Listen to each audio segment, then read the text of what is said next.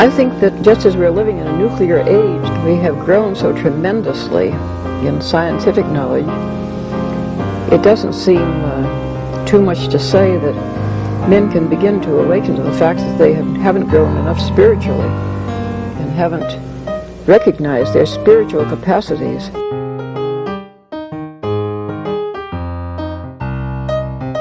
Once something like eating is death, then you've struck at the very heart of life.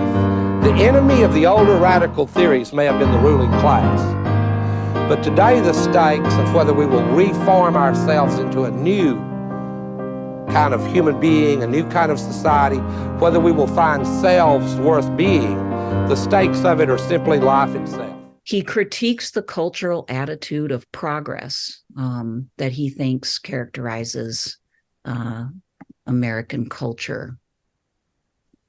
So for instance, he mentions our fantasy and avarice, that we are moved by fantasies and avarice or greed in the, quote, search for El Dorado, the search for the perfect fulfillment. And instead of being motivated by careful intention and planning, we are motivated by these things.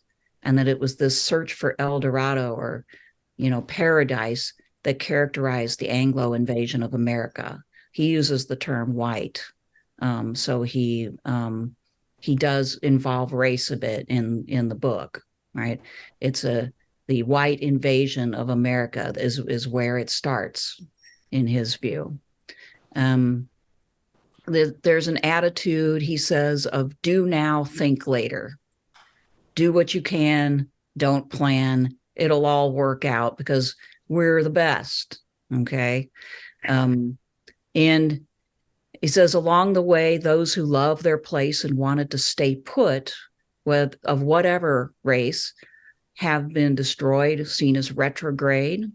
And I would say we could now apply that to the cities as well, because the communities in our urban areas, our ethnic communities, our neighborhoods suffered the same fate, and that is still ongoing. Neighborhoods, very difficult to really identify anymore in major cities. Okay, here's the final quote I'm going to share for tonight, but we have more. He says in one of his notes, the national economy turned purposefully against farmers and farmland after World War II, when it was officially determined that there were too many farmers and that the surplus could be harmless, the surplus people could be harmlessly replaced by mechanical and chemical technologies developed during the war, World War II.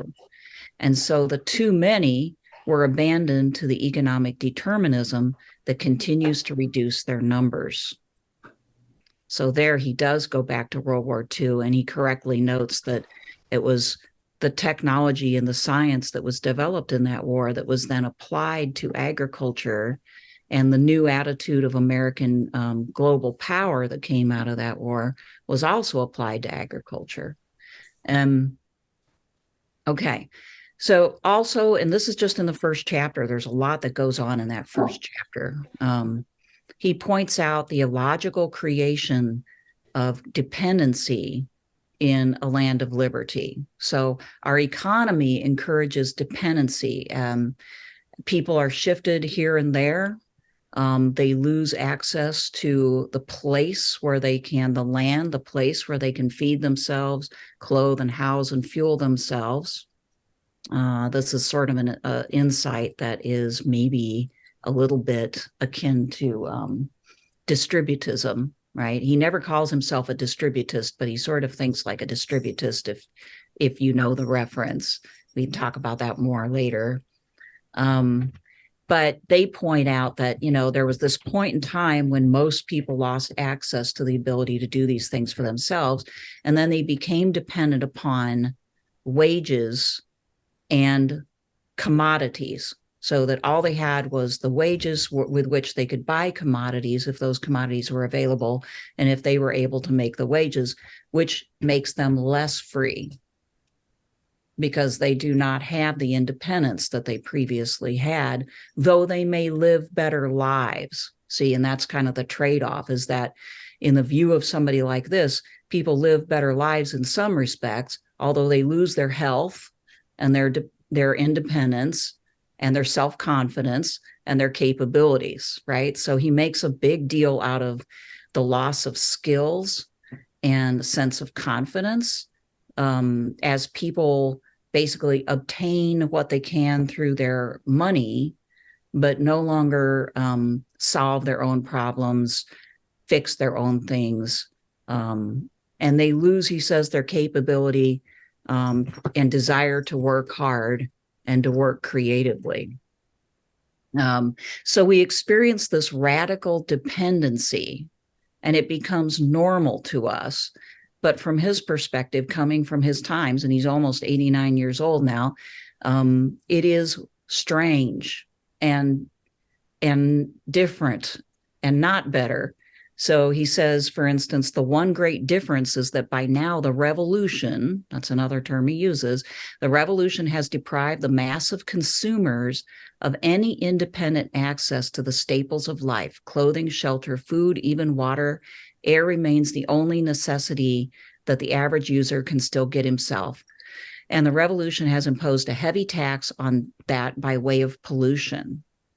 Commercial conquest is far more thorough and final than military defeat. That's quite a statement.